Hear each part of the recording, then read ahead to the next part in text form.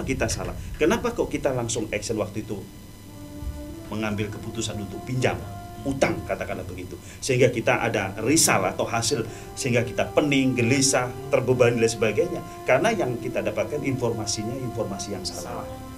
Fondasi yang salah itu.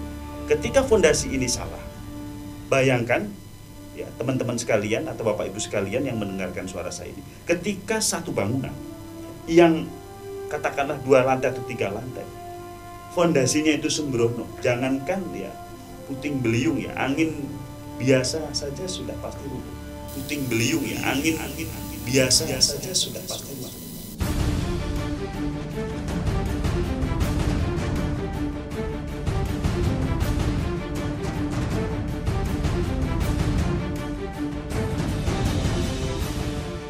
Sebelum melanjutkan menonton video ini, silakan tekan tombol like, komen, share, and subscribe. Dan jangan lupa nyalakan loncengnya. Bismillahirrahmanirrahim. Assalamualaikum warahmatullahi wabarakatuh. Waalaikumsalam warahmatullahi wabarakatuh. Alhamdulillahirrahmanirrahim. Assalatu wassalamu ala rasulullah wa ala alihi wa sahbihi wa ala. Saat ini teman-teman semua, sahabatku sekalian, saya sedang kedatangan tamu, lagi-lagi tamu istimewa. Ya, beliau ini dari Lampung, Pak Haji Sunarji. Beliau dari Lampung, utangnya nggak banyak, cuma 3,6 M. Sudah LC katanya, ya sudah lunas, cicilannya sudah lunas.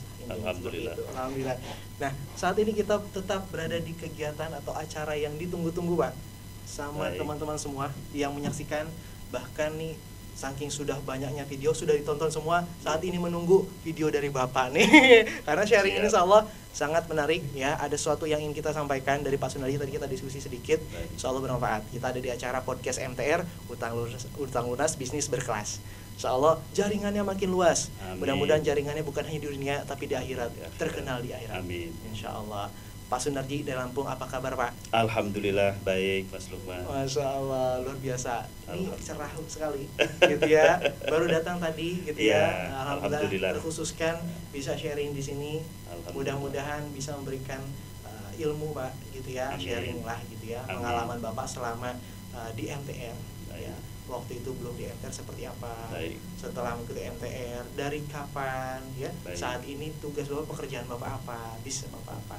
Lo ini bisnisnya ya teman-teman semua, ini kalau di perkebunan karet butuh peralatan dan sebagainya, beliau inilah orangnya yang mensuplai gitu ya. Betul. Segala kebutuhan di perkebunan karet. Jadi teman-teman semua yang punya bisnis berhubungan dengan hal itu, silahkan nanti diskusi dengan Pak Sunarji. Baik, Pak Sunarji, kalau boleh tahu Pak, awal waktu itu sebelum mengenal MTR, kan dikabarkan Bapak 2016 ya? Iya. Nah, 2016 mulai mengikuti kegiatan di MTR, ya ada MTR. Nah, sebelum itu kondisinya seperti apa Pak?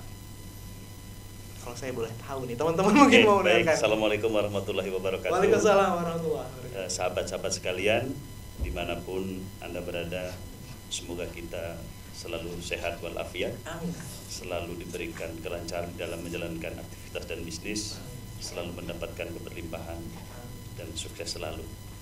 Baik, perkenalkan, tadi nama saya sudah disampaikan sama host kita yang keren ini. Aduh, Masya Allah. Nama saya Sunarji. Saya domisili di Bandar Lampung, kota Bandar Lampung, Provinsi Lampung, Indonesia. Jadi masih wilayah Indonesia juga. Dan kebetulan saya bisa silaturahim pada hari ini, sore hari ini di tempat ini, Bogor, dalam keadaan sehat walafiat. Alhamdulillah. Dan alhamdulillah bisa jumpa dengan teman-teman, dan ini surprise buat saya ya, untuk berbagi lah kira-kira begitu apa yang saya rasakan sebelum saya di MTR dan setelah saya di MTR. Nah, cerita sedikit. Saya kebetulan punya satu kegiatan ya. Kalau kegiatan sehari-hari sekarang ini banyak saya niatkan dakwah lah kira-kira begitu. Dan ini tidak terpikirkan oleh saya. Dulu yang namanya pendakwah itu adalah yang diemban oleh para ustadz, ya. Para penceramah, mubaligh ya, begitu. Mubaligh. Sementara saya basicnya bukan ustadz gitu, bukan mubaligh. Otomatis saya dalam pikiran saya nggak mungkin jadi pendakwah kan begitu. Tetapi setelah di MTR ini luar biasa itu Mas Lukman ya, ternyata bisa menjadi pendakwah. Artinya pendakwah itu mengajak pada suatu kebaikan, ternyata itu dakwah juga begitu. Dan pekerjaan yang utama ternyata adalah dakwah gitu loh. Nah itu sepintas. Dan istri saya kebetulan di sarana perkebunan karet, sarana panen Mas ya gitu. Jadi mulai dari peralatannya panen ya sampai proses pembekuan getah ya gitu. Bukan getah karetnya, tapi saya menyediakan sarana panennya gitu. Ya karena di Sumatera ini khususnya Lampung memang termasuk penghasil ya, komoditi perkebunan karet terbesar termasuk ya di Lampung gitu. Kebetulan saya menekuni bisnis saya di bidang itu. Awalnya saya juga dulu tidak tahu apa itu MTR.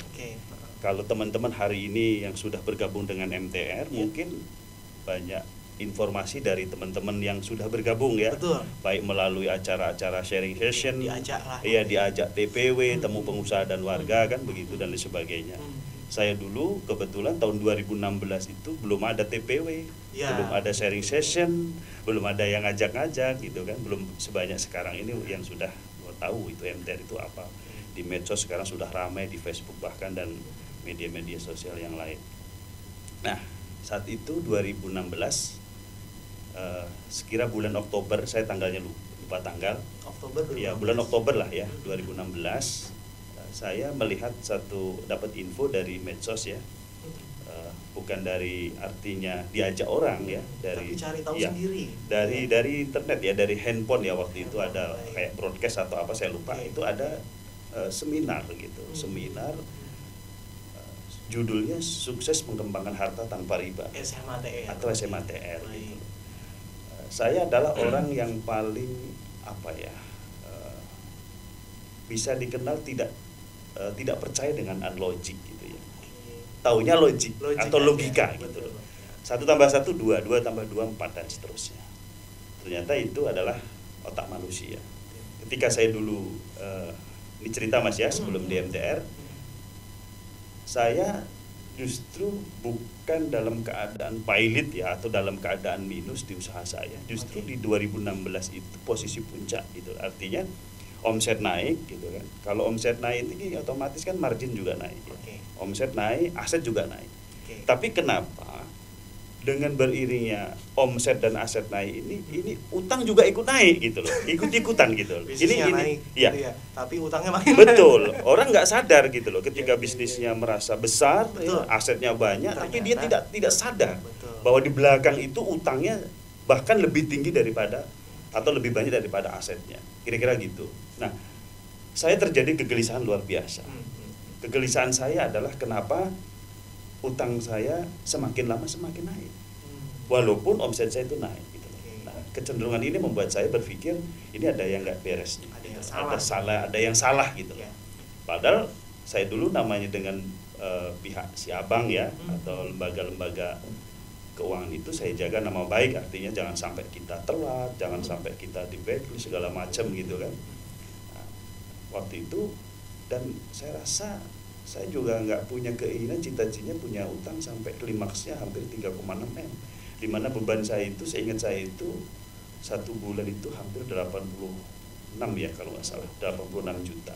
Itu karena 7 titik ya. Itu hanya cicilan aja. Iya, cicilan ya. Artinya angsuran dan cicilan. Beban saya per bulan gitu loh. Kalau 7 titik berarti saya itu dulu bayangkan 1 pekan atau 1 minggu. Itu saya punya jatuh tempo 2 berarti kan 7 titik ya. Iya, dibagi rata-rata. Artinya tanggal 1 saya jatuh tempo. Belum sampai tanggal 7 sudah jatuh tempo. Jadi setiap hari itu mikirin jatuh tempo. Nah, ini bahaya bagi teman-teman yang hari ini belum sadar. Saya harus berpikir lah gitu. Ini ada sesuatu yang keliru. Kita terbebani utang ini pasti membawa tabiat gitu. Nah, tabiat waktu itu adalah gelisah di malam hari. Gelisahnya seperti itu saya mikir. Bukan gelisah nggak bisa bayar. Cicilan tetap saya lancar gitu. Tetapi itu tadi kembali kok saya dikejar-kejar ya, artinya dengan utang yang semakin menggunung kan gitu. Nah, pada saat 2016 itu, akhir 2016, saya juga waktu itu sudah mengajukan kalau bahasa saya itu bahasa injeksi ya, bahasa top up lah. Kalau pelaku usaha pasti tahu. Di mana waktu itu saya mau ambil aset ya senilai hampir kurang lebih 1 M waktu itu, 1 miliar. Karena aset itu kalau nggak saya beli ya berarti dibeli orang lain. Karena saya tidak punya uang sebanyak itu, ya tentunya tidak ada cara lain gitu loh. Karena pada saat itu berpikirnya begitu gitu loh. Nah, itu 2016 awal itu sudah terjadi komunikasi dengan pihak si abang waktu itu, saya sebut ya, dan sudah di ACC, tinggal kebetulan saya salah satu nasabahnya gitu loh, nasabah terbaik lah kira-kira gitu waktu itu, prioritas. Tapi untungnya saya ketemu MTR itu di 2016. Seperti saya itu jalan, kira-kira jalan dengan kendaraan roda 4 mungkin begitu, dengan kecepatan tinggi. Saya tidak tahu 1 kilometer itu ada lubang yang berbahaya. Artinya apa? Ketika saya mengendarai itu belum sampai 1 kilometer di lubang itu, di katakanlah 700 meter, saya sudah dihentikan oleh seseorang. Artinya saya rambu peringatan. Itulah MTR gitu. Ini saya buat ilustrasi ya. Nah, kenapa saya katakan demikian? Mungkin barangkali kalau saya tidak ketemu MTR hari ini nggak tahu lagi. Bisa jadi sudah masuk ke lubang tadi. Nah, bisa jadi saya masuk ke lubang. Bisa jadi utang saya semakin besar. Mungkin bisnis saya juga nggak tahu semakin kacau, apalagi masa pandemi seperti ini. Betul, Pak. Maka saya sangat bersyukur ketika masa pandemi COVID-19 seperti ini, saya bisa survive. Dalam arti tidak punya lagi cicilan karena sudah LC ya. Nah, di MTR ini ternyata ada gelar LC Mas Lukanya gitu. Bukan hanya di kuliah di luar negeri saja jadi, gitu loh. Dakwahnya LC juga Bang. Iya, LC. Tapi jangan salah ya, LC di MTR lunas cicilan gitu loh. Jadi 2016 saya ikut SMA TR waktu itu di kota Surabaya, Jawa Timur. Oke, pertama di Surabaya. Iya, pertama di Surabaya. Itu kalau nggak salah waktu itu memang SMA baru sehari Pak? Iya, waktu itu SMA TR zaman saya itu 1 hari. Mas. 1 hari ya? Tapi 1 hari itu dahsyat luar biasa. Apalagi sekarang 2 hari. Apalagi sekarang yang 2 hari ini luar lebih dahsyat lagi. Masya Allah. Jadi, gimana Pak ceritanya tuh waktu di akhirnya ikut SMA TR? Apa ya, yang Bapak yakin saya ikut deh? Saya ikut SMA TR itu memang, waduh, saya kalau bicara SMA TR merinding gitu ya. Gitu. Iya, bahkan sekarang ini saya banyak lebih cenderung agak sedikit melo ya, artinya cengeng gitu di MTR itu, karena kita betul-betul mindset kita dirubah, bukan hanya perilaku kita tentang utang gitu, tetapi kita ada sesuatu yang luar biasa di MTR. Nah, saya dapatkan di MTR 2016 itu, saya pulang ke Lampung waktu itu saya dapat azam. Azam itu saya artikan bahwa bukan hanya sumpah atau sebangsa janji saja gitu, tetapi betul-betul azam. Saya akan perangi riba dan saya akan selesaikan utang. Niat dan tekad yang kuat tadi ya. Dengan niat dan tekad yang kuat. Saya hanya punya keyakinan Mas, bahwa yang mampu menyelesaikan hanya Allah gitu. Dengan wasilah ikhtiar perniagaan atau usaha saya. Allah yang akan selesaikan. Saya nggak tahu waktu itu, saya juga nggak punya uang sebanyak itu. Ya, karena namanya pengusaha itu walaupun omsetnya miliaran, kayaknya untuk menyimpan uang di ATM atau di tabungan itu kayaknya nggak ada uang simpanan yang fokusnya karena fokusnya mikirin cicilan gitu. Iya. Maka hari ini kalau ada pengusaha yang omsetnya miliaran nggak punya duit itu nggak heran gitu. Artinya duit cash ya, karena putarannya itu setiap hari mikirin beban cicilan. Pembukuannya miliaran. Kalkulasi kasnya nggak ada. Nonsen, nggak ada cash. Jadi itu saya alami gitu. Pernah. Bahkan ketika anak saya sekolah waktu itu masih kecil-kecil SD itu, SPP itu sempat tertunda. Loh, Bapak pengusaha padahal pengusaha. Kalau dilihat omsetnya miliaran, artinya. Sampai begitu ya. Iya, itulah dahsyatnya utang ya. Artinya betapa kita itu diperbudak oleh namanya utang. Tapi hari ini banyak orang yang sebagian besar ya alhamdulillah sudah sadar ya, dengan adanya teman-teman yang sudah hijrah itu saling mengingatkan kepada teman-teman yang lain untuk berbagi tentang bahaya utang. Nah, ini menarik nih Pak. Tadi kan Bapak di awal bilang nggak sadar utang ini bertumbuh. Iya. Bisnisnya tumbuh, kelihatannya. Iya. Gitu ya, utangnya. Pasti Mas Tupan akan bertanya, berapa utang pertama kali? Nah, itu dia. Itu Bapak sudah bisa tebak tuh. Baik. Jadi ini menarik ini. Dan itu untuk apa gitu? Iya. Awal coba-coba utang tuh karena apa? Karena kan kebanyakan nggak bisa bedain tuh Pak. Betul. Gitu ya. Sebetulnya dulu saya ingat betul ya, ketika saya pinjem uang gitu Mas ya. Itu bisnis saya sudah jalan ya. Sudah jalan itu artinya dengan modal seadanya. Tanpa berutang harusnya tanpa berutang aja. Iya. Karena logikanya begini ya. Ketika saya pinjem bank itu masuk di tahun ketiga kalau nggak salah. Dan terus terang itu nilainya nggak, kalau bahasanya nggak keren deh pinjaman gitu. Oh gitu? Iya, hanya 20 juta gitu loh. 20 juta? Iya, hanya 20 apa, juta. Iya, padahal waktu itu saya nggak ngerti ya, apa iseng atau apa gitu ya. Tapi dari 20 juta ini, nah ini tabiat buruk utang ini kalau kita lihat di buku merah bagi teman-teman yang sudah baca itu, bahwa utang itu ternyata membuat kita candu. Ini hati-hati. Bapak termasuk yang kena kecanduan itu. Termasuk saya juga kecanduan. Ini lucu karena gini, karena keisengan, Bapak ini iseng utang kan. Utang iseng tapi jadi 3,6 M. Aduh, betul. Luar biasa. Karena gini Mas Lukman ya, namanya pengusaha itu biasanya ingin diakui strata sosialnya, gengsinya, uahnya gitu loh. Loh, ini pengusaha muda kok naik mobilnya mobil jadul, naik mobil mobil tua atau apa, sehingga kita terkesan tidak ini tidak pengusaha kok nggak keren gitu ya. Jadi dulu itu berpikir kita itu pengen diakui gitu ya, di masyarakat, di keluarga, di teman-teman gitu, bahwa kita ini menjadi pengusaha yang sukses.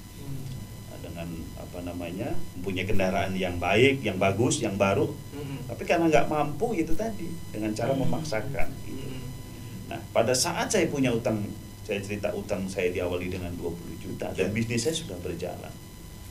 Buat apa? Sebetulnya itu bukan buat modal kerja ya. Gak ada hubungan dengan usaha. Tidak ada hubungannya dengan usaha awalnya. Waktu itu omset usaha berapa, Pak? Waktu itu sudah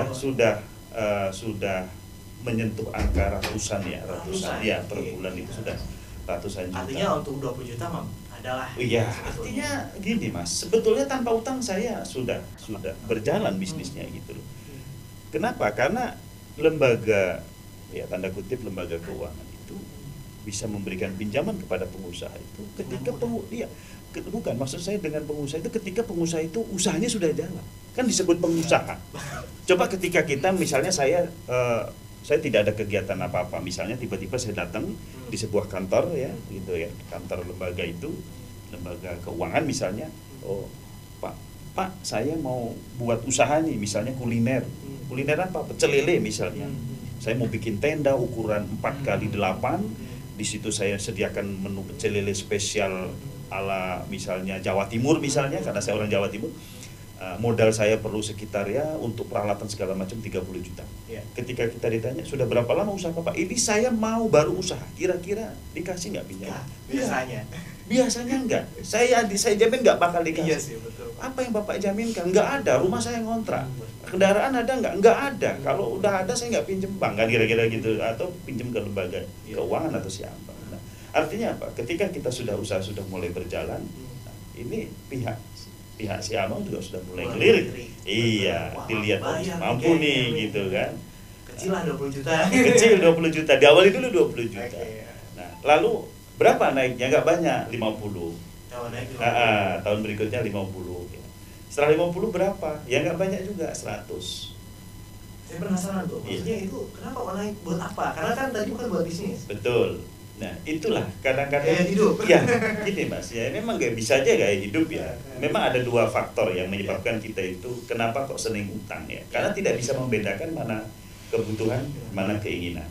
Ya, dulu saya mungkin condong pada keinginan, bukan pada kebutuhan. Kalau pada sisi kebutuhan bisnis sudah jalan. Ya, walaupun kita mengawali bisnis dari nol ya.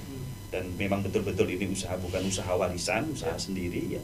Tentunya betul-betul itu saya jiwai ya. Saya jiwai sepenuh 100% dan itu berjalan gitu dengan modal yang ada. Tiba-tiba saya punya utang. Sebetulnya untuk apa? Untuk memenuhi keinginan, bukan kebutuhan. Bicara kita untuk operasional perusahaan sudah jalan waktu itu, walaupun kita kendaraan seadanya lah begitu.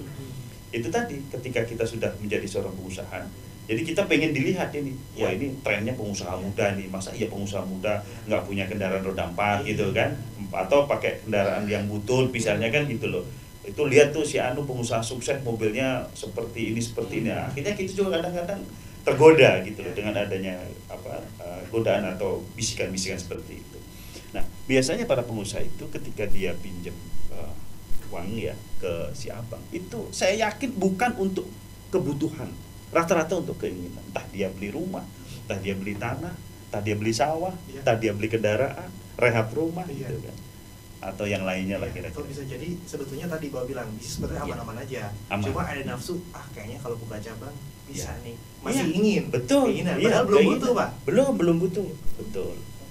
Nah gitu Mas, jadi Artinya utang itu membuat kita, selain kita kecanduan, juga membuat kita menjadi beban ya. Kenapa? Setelah kita kontrak, setelah kita tanda tangan akad atau apa namanya itu, kita tidak pernah baca akadnya. Setelah itu kita tanda tangani hari itu, sudah kena tabiat buruk utang berikutnya, membayar kepastian dengan ketidakpastian. Maka hari ini ketika para pengusaha banyak yang bingung, yang usahanya stagnan, macet, apalagi ini pandemi seperti ini betul-betul pusing, setengah mati. Artinya dalam arti untuk operasional saja udah susah, apalagi untuk membayar beban-beban yang lain. Jadi seperti itu. Jadi utang itu juga membuat kecanduan, membuat kita gelisah di malam hari, membayar kepastian dengan ketidakpastian.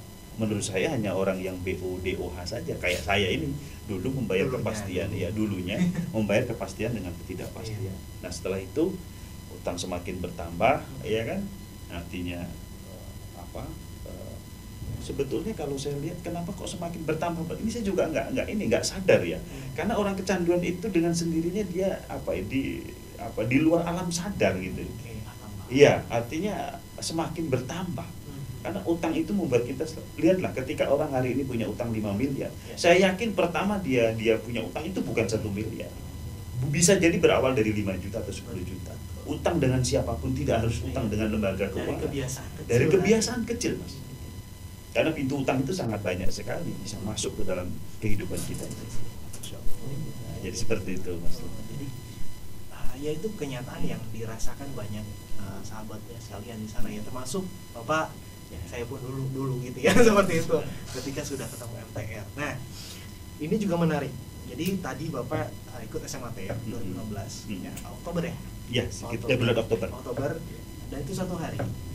Kondisi usaha aman lah sebetulnya gitu ya, masih mampu bayar, omset aman, cicilan masih tertutupi. Tapi apa yang membuat Bapak akhirnya gini, kan kebanyakan mereka mencari solusi gitu ya, ketika sudah terhimpit betul Pak, betul-betul udah bingung nih solusinya gimana nih gitu ya, sudah dikejar-kejar ibaratnya sama sesuatu yang mengerikan kan. Nah, apa kegelisahan yang Bapak rasakan sehingga di SMATR Bapak mau ikut deh, dan setelah ikut SMATR makin yakin? Apa kegelisahan Bapak rasakan waktu itu? Ya, kegelisahan yang sangat mendalam itu gini Mas, gelisah di malam hari ya, itu pasti orang mengalami namanya tabiat buruk utang. Saya berpikir begini, bisnis saya ini kan saya katakan tadi kan dalam posisi baik ya, dalam posisi bahkan naik lah, trendingnya itu omsetnya naik lah. Nah, tapi dengan naiknya omset, dengan naiknya aset atau bertambahnya aset yang saya miliki, itu utang itu semakin mengejar, semakin tinggi. Ini yang membuat saya berpikir 7 kali ini ada sesuatu yang tidak beres gitu. Jadi Bapak mendeteksi. Iya, ini saya deteksi. Betul. Tapi caranya bagaimana nggak tahu juga gitu. Ini termasuk ya biasanya karena kebanyakan mohon maaf ya, sebagian besar masih ada yang kondisinya mereka masih merasa aman Pak. Iya. Ya, sebetulnya kondisinya persis lah.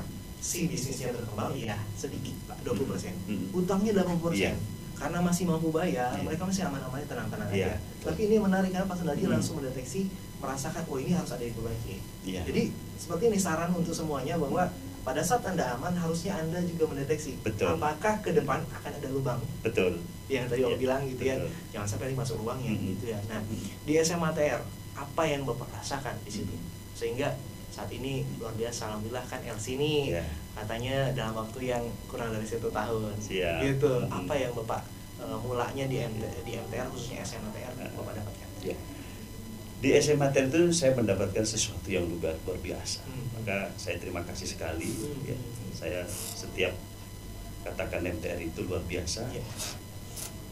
Sukses mengembangkan harta tanpa riba atau SMATR itu adalah event fundamental. Ya, sangat fundamental menurut saya. Jadi dahsyat sekali. Ibaratnya kalau kita sebagai seorang arsitektur ingin membangun satu bangunan, katakanlah 2 lantai, 3 lantai dan seterusnya, maka si arsitek ini akan berpikir bagaimana bangunan ini kokoh, kan begitu Mas, kokoh dan kuat. Orang akan menjawab, kalau dilempar kepada semua orang, apa kira-kira yang perlu dipikirkan supaya si arsitek ini membuat bangunan ini kokoh 2 lantai ini. semua pasti akan menjawab sepakat fondasi. Betul nggak? Betul.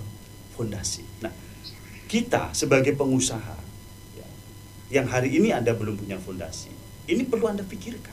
Apa disebut dengan fondasi atau fundamental itu? Ketika kita mengembangkan bisnis dengan utang, maka Anda belum punya fondasi. Kenapa? Karena kita sudah ada beberapa di buku merah, bahasanya sebetulnya sangat simpel ya bagi Anda yang belum punya buku merah.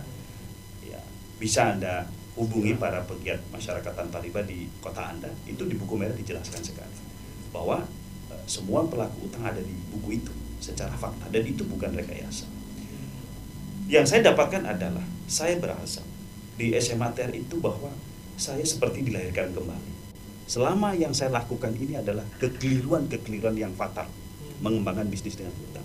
Kenapa? Karena sesungguhnya membangun bisnis itu tanpa utang juga bisa. Mindset kita yang salah. Kenapa kita salah? Kenapa kok kita langsung action waktu itu mengambil keputusan untuk pinjam, utang katakanlah begitu, sehingga kita ada risal atau hasil, sehingga kita pening, gelisah, terbebani dan sebagainya, karena yang kita dapatkan informasinya informasi yang salah. Fondasi yang salah itu.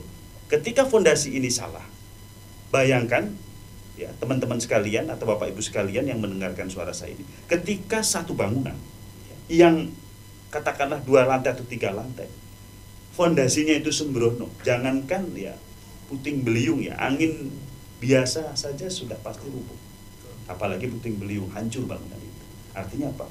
Kita sebagai manusia yang punya akal dan pikiran harus punya fundamental terkait masalah bagaimana kita mengembangkan dengan utang. Lalu banyak teman-teman pengusaha yang hari ini masih terjebak dalam utang. Ya kalau nggak utang kan nggak bisa beli ini beli mindset itu. Yang salah. Mindset yang salah sebetulnya.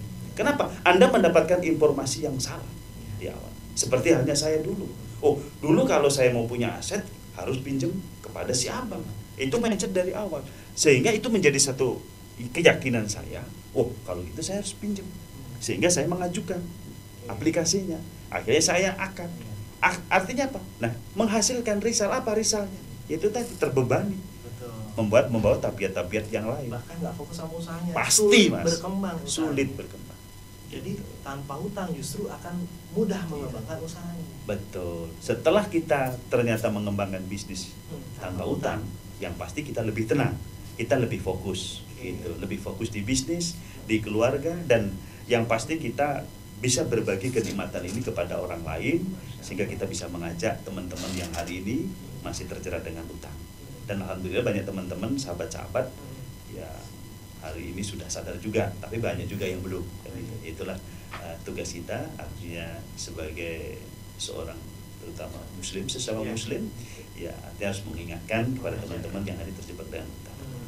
Nah, setelah Bapak ikut SMA TR, gitu ya, beban utang yang 3,6 itu akhirnya membuat Bapak ya setelah ikut SMA TR pasti memutuskan tuh, berazam tadi kan? Berazam, betul. Ingin segera menyelesaikan. Betul. Azam Bapak waktu itu ingin berapa waktu Pak bisa selesai? Saya dulu waktu SMA TR punya azam, itu saya terlalu jauh ya. Terlalu jauh. Terlalu jauhnya begini, terlalu lama. Oh gitu. Saya harus selesaikan 1 tahun harus selesai. Oh gitu. Iya, karena waktu itu apa ya, kita tahu-tahu ikut SMA TR kan waktu itu.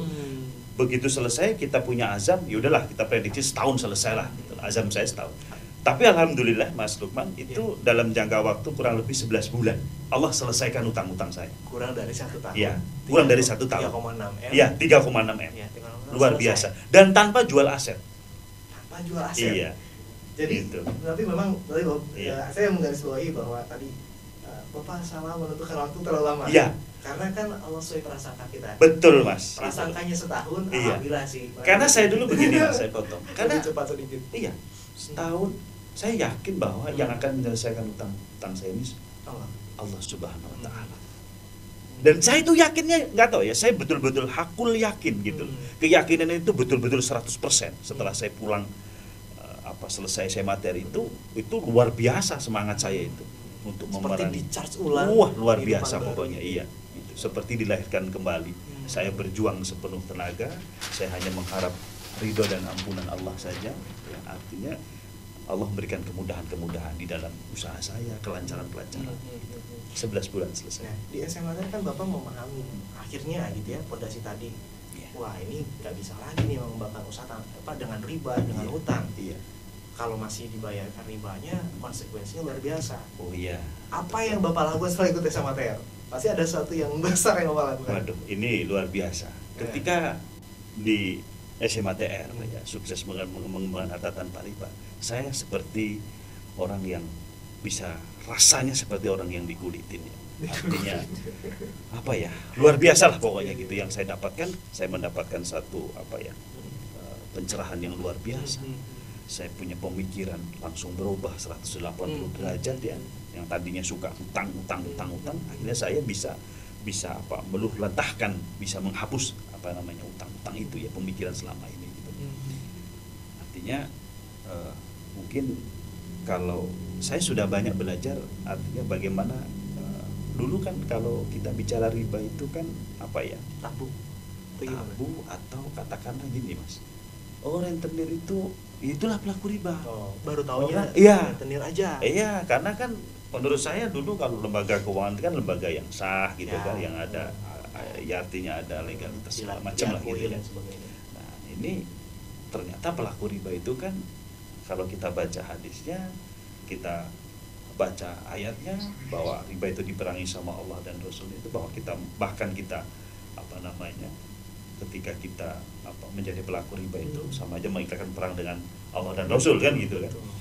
Nah, tapi alhamdulillah di SMA TR itu betul-betul saya mendapatkan sesuatu yang betul-betul itu unlogic, baru kerasa itu pertolongan Allah itu ternyata. Saya yakin dengan ayat ya ayyuhalladzina amanu in tansurullaha yansurkum wa yusabbit aqdamakum, dan ayat itu betul-betul saya yakin apabila kita menolong agama Allah, maka Allah akan menolong kita, kira-kira gitu. Jadi 11 bulan Mas Lukman, alhamdulillah. Ya, karena biasanya setelah SMA TR ini ada pergulatan kegelisahan. Wah, saya harus segera nih, semangatnya luar biasa. Semangat. Tapi gimana ya? Ini kan dengan perbankan sudah perjanjian nih. Iya. Gitu ya. Kalau masih ada melekat bunga lain sebagainya kan gitu ya, dengan si abang. Nah, itu gimana Bapak pada saat itu, perasaan Bapak yang harus menghadapi hal itu, dan bagaimana prosesnya sehingga 11 bulan selesai? Ya, jadi yang pertama saya lakukan adalah menghentikan semua angsuran yang ada. Langsung menghentikan? Iya, ketika selesai SMA Untuk TR. menghentikan dalam arti bukannya tidak mau bayar kan? Bukan, menghentikan angsuran yang masih ada ribanya. Ya. Karena masih melekat tadi. Iya, masih ada kemelekatan. Kan kita kan mau bayar utang, karena utang itu wajib dibayar, Mas. Dalam Islam itu utang itu wajib dibayar. Artinya kalau Anda atau siapapun yang bergabung di MTR sebagai pengembang utang, Anda salah, Anda keliru. Di MTR itu wajib bayar utang. Yang tidak boleh dibayar, yang wajib diperangi adalah riba. Ya, atau ziyadahnya, atau manfaatnya, atau penambahannya dan sebagainya.